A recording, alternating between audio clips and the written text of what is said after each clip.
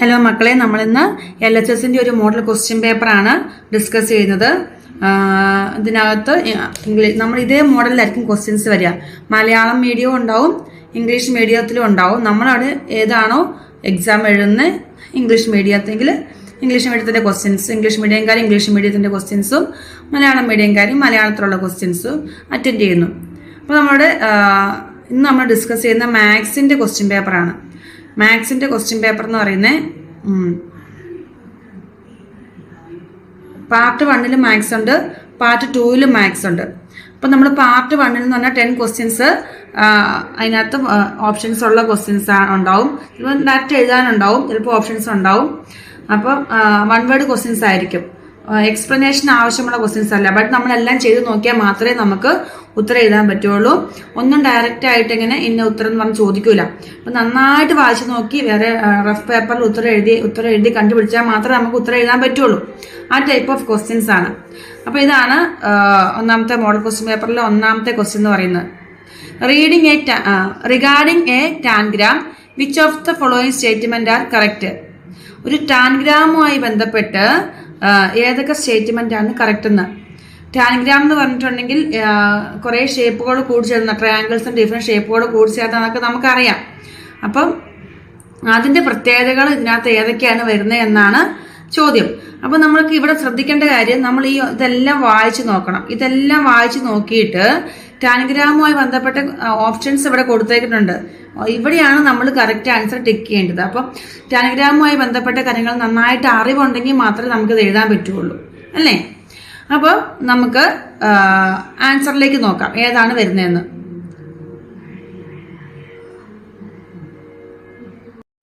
അപ്പോൾ ഓപ്ഷൻസിലേക്ക് പോവുകയാണെങ്കിൽ ആദ്യത്തെ ഓപ്ഷൻസ് ഏതാ വരിക? It consist of 7 geometrical shape. ടാൻഗ്രാമിന്റെ ഒരു ബോക്സ്, ടാൻഗ്രാം എന്ന് പറഞ്ഞിട്ടുണ്ടെങ്കിൽ അതിനകത്ത് എത്ര ഷേപ്പുകൾ കൂടി ചേർന്നിട്ടുണ്ടാവുന്നതാണ്? 7 ഷേപ്പ് എന്നാണ് പറഞ്ഞിരിക്കുന്നത്. അപ്പൊ 7 ഷേപ്പ് ടാൻഗ്രാമിൽ ഉണ്ടാവോ എന്നുള്ള ചോദ്യത്തിന് നമുക്ക് എന്ത് പറയാം? 7 ഷേപ്പ് കൂടി ചേരുന്നതാണ് എന്ത് ടാൻഗ്രാം എന്ന് പറയുന്നത്. അതിനകത്ത് ടാൻഗ്രാം ഹാസ് 5 ട്രയാങ്കിൾസ്.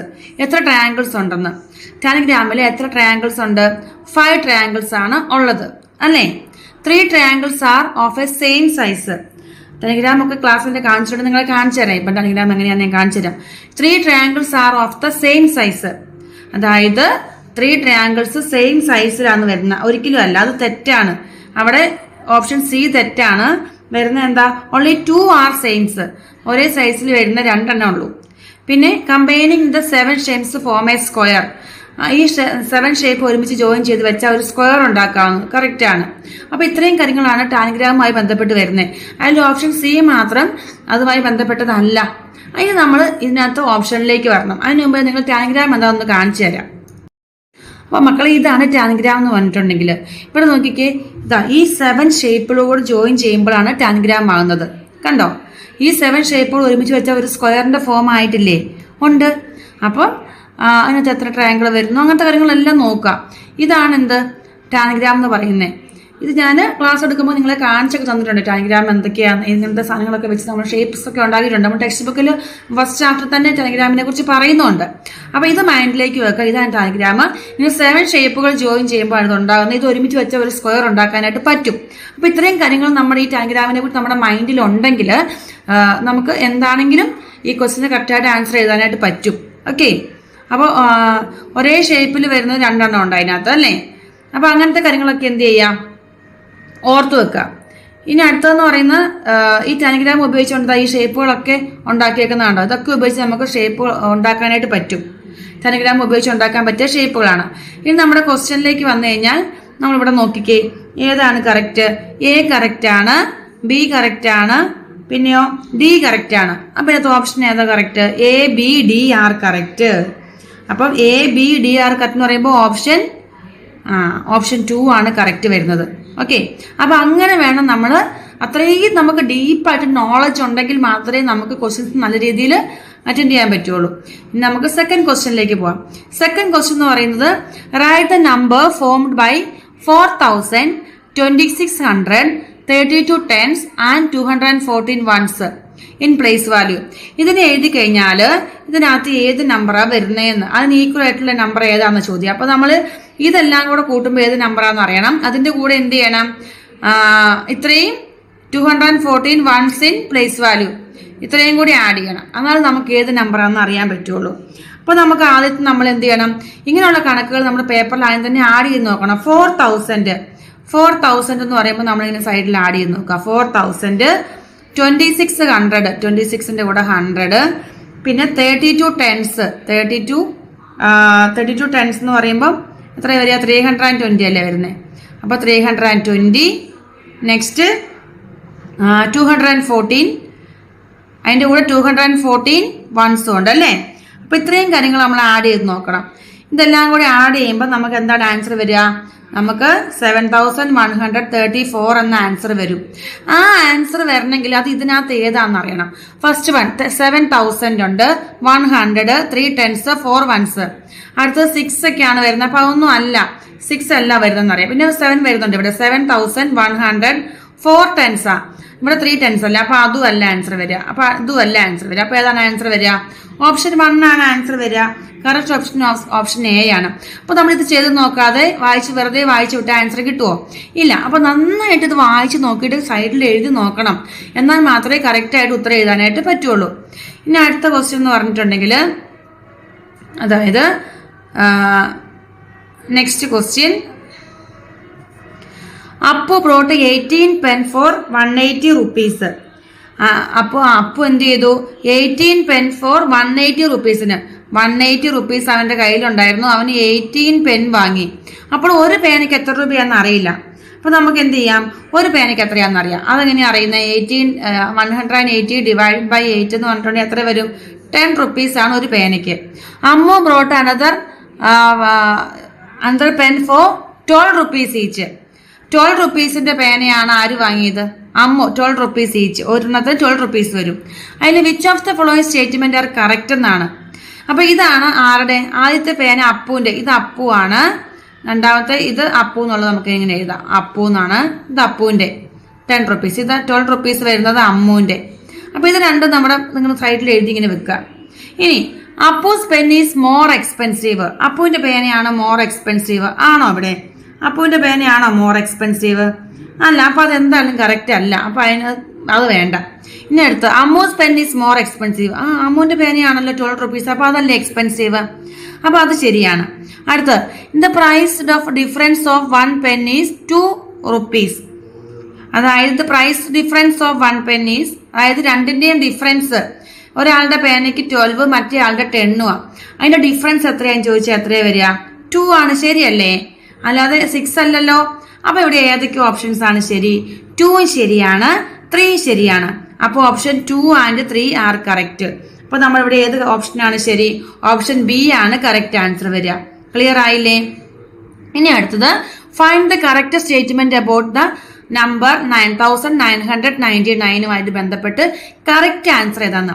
നമുക്ക് ഓൾറെഡി അറിയാം 9999 എന്ന നമ്പർ എന്ന് പറയുന്നത് ലാർജസ്റ്റ് 4 digit നമ്പർ ആണ് അല്ലേ. അപ്പൊ അത് ലാർജസ്റ്റ് 4 digit നമ്പർ എന്ന് മാത്രം അറിഞ്ഞാൽ പോരാ. അപ്പം ഈ LSSന്റെ അത്രയും ഡീപ്പായിട്ട് ചോദിക്കാൻ കാരണം ഒരു കാര്യത്തെപ്പറ്റി എന്തെല്ലാം അറിവുകൾ ഉണ്ടെന്നുള്ളതാണ്. ഒരു കാര്യത്തെപ്പറ്റി നമുക്ക് എന്തെല്ലാം അറിവുകൾ ഉണ്ടെന്നുള്ള കാര്യത്തെപ്പറ്റി നമുക്കൊരു ധാരണ ഉണ്ടാവണം. ഇപ്പൊ ലാർജസ്റ്റ് 4 digit നമ്പർ കിട്ടിയെങ്കിൽ അത് എങ്ങനെയൊക്കെ കിട്ടി, അതിന്റെ അതൊക്കെ അത്രയും കറക്റ്റായിട്ട് അറിവുണ്ടെങ്കിൽ മാത്രമേ നമുക്കിത് കിട്ടുള്ളൂ. അപ്പോൾ ഓപ്ഷൻ എന്താണ്, ഈ നമ്മളിത് നോക്കുക, വായിച്ചു നോക്കുക. It is the largest 4 digit number ആണോ? ആണെങ്കിൽ നമ്മൾ എന്ത് ചെയ്യുക, അതെ, it is the largest 4 digit even number. ഇത് ലാർജസ്റ്റ് 4 digit ഈവൻ നമ്പർ ആണോ? അല്ല. ലാർജസ്റ്റ് 4 digit ഈവൻ നമ്പർ ഇതല്ല. ഇത് ഈവൻ നമ്പർ അല്ലല്ലോ, അല്ല. അപ്പൊ അത് വേണ്ട. അപ്പൊ 1 ശരിയാണ്, 2 തെറ്റ്. ആദ്യം 1 gives the smallest 5 digit number. ഇതിന്റെ കൂടെ 1 ആഡ് ചെയ്താൽ സ്മോളസ്റ്റ് 5 digit നമ്പർ കിട്ടും. അതേതാ സ്മോളസ്റ്റ് 5 digit നമ്പർ? ഇതല്ലേ. അപ്പം ഇതിന്റെ കൂടെ 1 ആഡ് ചെയ്യുമ്പോൾ അല്ലേ അത് കിട്ടുന്നത്. അപ്പൊ അതെന്താ, ശരിയാണ് അല്ലേ. അടുത്ത് it has 9900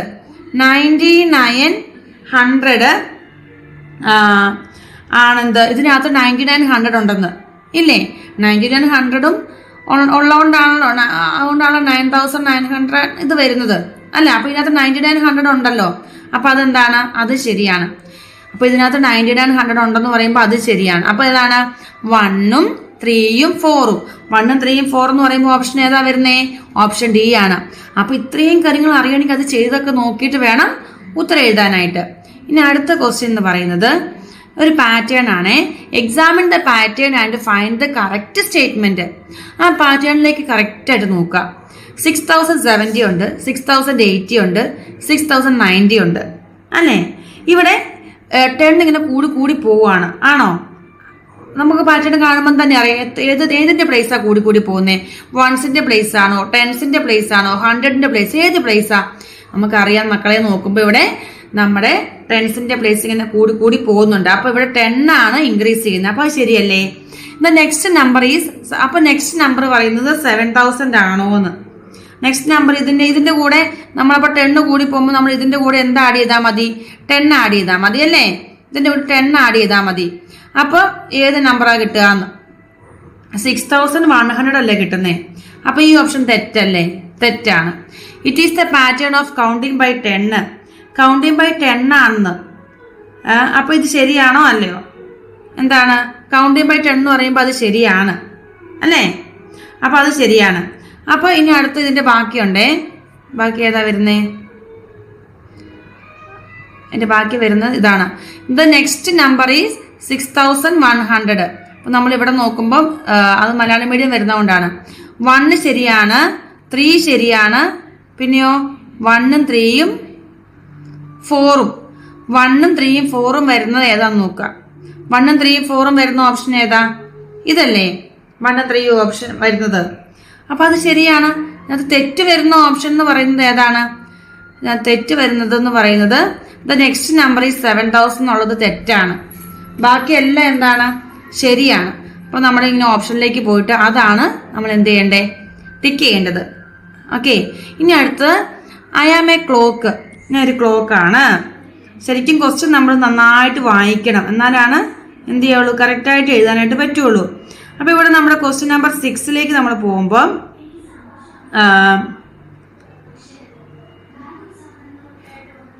I am a clock.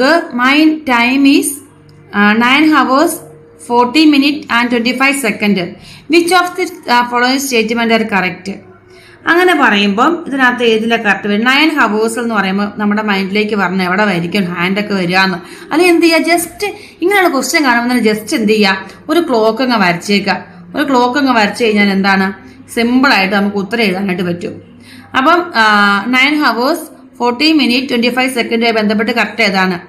My hour hand is between 8 and 9. ഇവിടെ പറഞ്ഞിരിക്കുന്ന 9:40 അല്ലേ? അപ്പൊ 8നും 9:40 കഴിഞ്ഞാൽ 10ലേക്ക് ആകാൻ വേണ്ടി പോകുന്നത്. 10ലേക്ക് ആകാൻ വേണ്ടി പോകുമ്പോൾ എന്ന് പറയുമ്പം ഹവർ ഹാൻഡ് ഒരിക്കലും 8നും 9നും ഇടയ്ക്ക് ആയിരിക്കല്ല, 9ന്റെ 10ന്റെ ഇടയ്ക്കല്ലേ? അപ്പൊ അതല്ല. പിന്നെയോ my minute hand is on 8. Minute hand 8ലാണോ ഉണ്ടാവുക? 40 മിനിറ്റ് എന്ന് പറയുമ്പം മിനിറ്റ് ഹാൻഡ് എവിടെയാ വരുന്നത് നോക്കുക. മിനിറ്റ് ഹാൻഡ് എവിടെയാ വരുന്നത്? 40 മിനിറ്റ് എന്ന് പറയുമ്പം 8ലല്ലേ വരുന്നത്. അപ്പൊ അത് ശരിയാ അല്ലേ? Minute hand is on 8. അപ്പൊ അത് ശരിയാ. പിന്നെയോ അപ്പൊ നമുക്കത് ശരി കൊടുക്കാം. പിന്നെ അടുത്തത് my second hand between 4 and 5. അപ്പൊ 25 എന്ന് പറയുമ്പോൾ എവിടെയാ വരിക? 25 എന്ന് പറയുമ്പം എവിടെയാ വരുന്നത് നോക്കുക. 25 എന്ന് പറയുമ്പോൾ 4ന്റെയും 5ന്റെയും ഇടയ്ക്കല്ലേ? അപ്പൊ അത് ശരിയല്ലേ? My second hand is on 5. Second hand is on 5 എന്ന് ചോദിച്ചിട്ടുണ്ട്. എക്സാക്ട്ലി ചിലപ്പോൾ 5ൽ വരില്ല. കറക്റ്റ് അതിപ്പം ഡിപ്പെൻഡ് അപ്പോൺ ദ ക്വസ്റ്റ്യൻ ആട്ടോ. ഇങ്ങനത്തെ ക്വസ്റ്റ്യൻ ചെറിയ ഡൗട്ട് വരാൻ സാധ്യതയുണ്ട്. കാരണം കറക്റ്റ് 5ലേക്കാണ്, അല്ലെങ്കിൽ സെക്കൻഡ് ഹാൻഡ് ചിലപ്പോൾ 4ന്റെയും 5ന്റെയും ഇടയ്ക്ക് വന്നാലും 5 വന്നാലും കറക്റ്റ് വരാൻ, ആൻസർ കറക്റ്റ് വരാം. അതിപ്പം ഇങ്ങനത്തെ ഒരു ക്വസ്റ്റ്യൻ ഇത്രയും ഇതായിട്ട് ചോദിക്കാൻ സാധ്യതയില്ല. നമുക്കറിയാലോ, സൂചിച്ച് അങ്ങോട്ട് ചിലപ്പോൾ 4ന്റെയും 5ന്റെയും നടുക്ക് വരാം, അല്ലെങ്കിലോ സെക്കൻഡ് ഹാൻഡ് 5 കറക്റ്റ് വരും. അങ്ങനെയൊക്കെ സംഭവിക്കാൻ സാധ്യതയുണ്ട്. അപ്പൊ അത് നിങ്ങൾ എന്ത് ചെയ്യാം? ചിലപ്പം ബി എഴുതിയാലും സി എഴുതിയാലും ബി സിയും അല്ലെങ്കിൽ ബിയും ഡിയും ഒക്കെ വരുന്ന അനുസരിച്ച്, അല്ലെങ്കിൽ ഡിപ്പെൻഡ് അപ്പോൺ ദ ക്വസ്റ്റ്യൻ, ആ ഓപ്ഷൻസിനെ ബേസ് ചെയ്തിട്ട് എഴുതുക കേട്ടോ. നമുക്കൊരു കറക്റ്റ് ഓപ്ഷൻ ഇതിനകത്ത് പറയാൻ പറ്റത്തില്ല, കാരണം ഇത് രണ്ടും ശരിയാണല്ലോ വന്നിരിക്കുന്നത്. ഓക്കെ.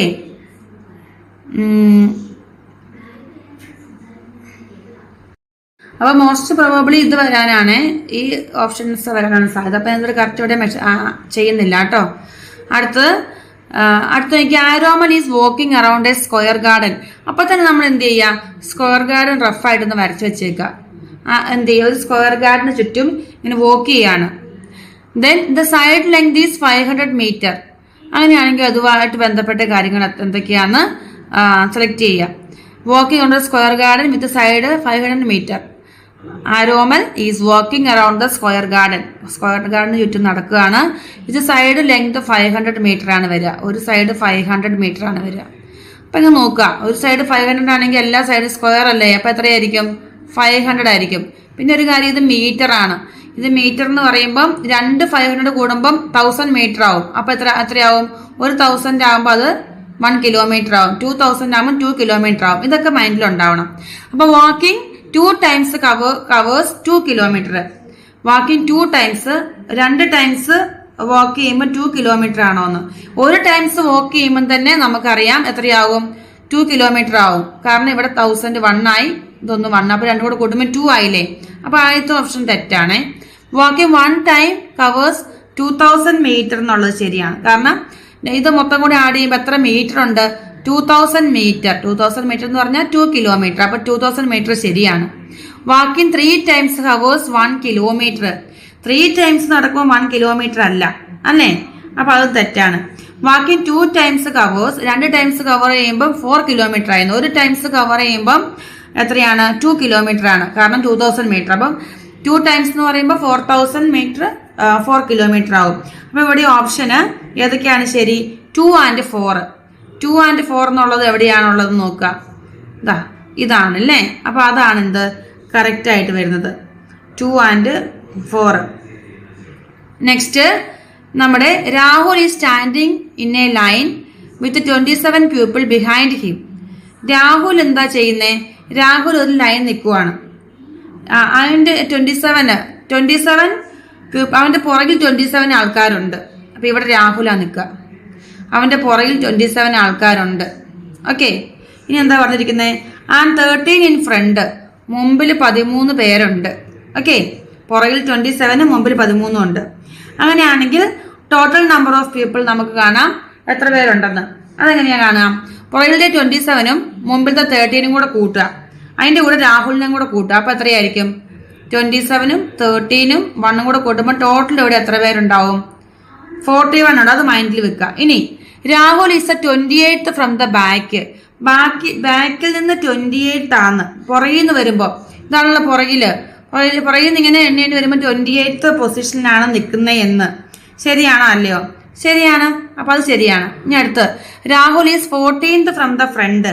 ഫ്രണ്ടിൽ നിന്ന് വരുമ്പോൾ 14th പൊസിഷനിലാണ്. അത് ശരിയാണ് അല്ലേ. അവിടെ 41 പീപ്പിൾ ഉണ്ടെന്ന്, അത് ശരിയാണ്. Rahul is 27 the front. ഫ്രണ്ടിൽ നിന്നല്ലല്ലോ, ഫ്രണ്ടിൽ 27 അല്ലല്ലോ. അപ്പം എന്താണ്, ഇത് തെറ്റാണ്. അപ്പൊ ഇവിടെ ഓപ്ഷൻ ABC ആണ് കറക്റ്റ്. ABC എന്ന് പറയുമ്പോൾ ഏതാ, ഇതാണ് കറക്റ്റ് ആയിട്ട് വരുന്നത്. ഓക്കെ, അപ്പൊ എത്ര പേരുണ്ടെന്നൊക്കെ അറിയാലോ. പുറകിൽ നിന്ന് 27 ഉണ്ട്, മുമ്പിൽ 13 ഉണ്ട്, രാഹുലും കൂടെ കൂട്ടുമ്പോൾ എത്രയുണ്ട്, അതൊക്കെ ഒന്ന് ചെയ്ത് വെച്ച് നമ്മൾ ആലോചിച്ചാൽ കിട്ടുന്ന ക്വസ്റ്റ്യൻസ് ആണ്. ഇനി അടുത്ത് Gandhi Jayanti 2025 was on Wednesday ആണ്. And which of the following is correct.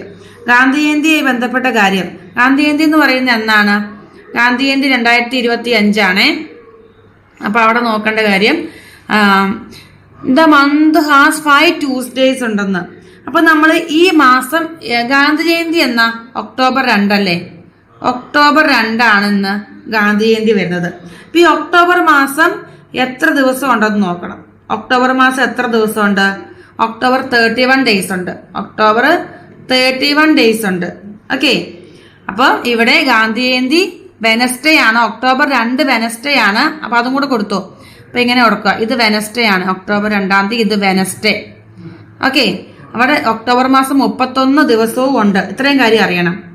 അപ്പം ഇതിന് കൂടുതൽ ബെറ്റർ അണ്ടർസ്റ്റാൻഡിങ് ഞാൻ എന്ത് ചെയ്യാം, കറക്റ്റായിട്ട് എഴുതണമല്ലോ. ഇത് വെനസ്ഡേ വരുന്നത് 2-ാം തീയതിയാണ്.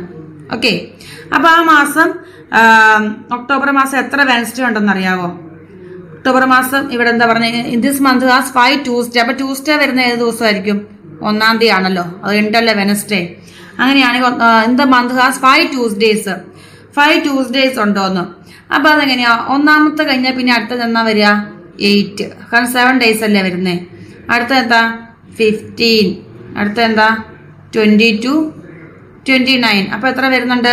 ഉണ്ട്, 5 ഉണ്ടല്ലേ.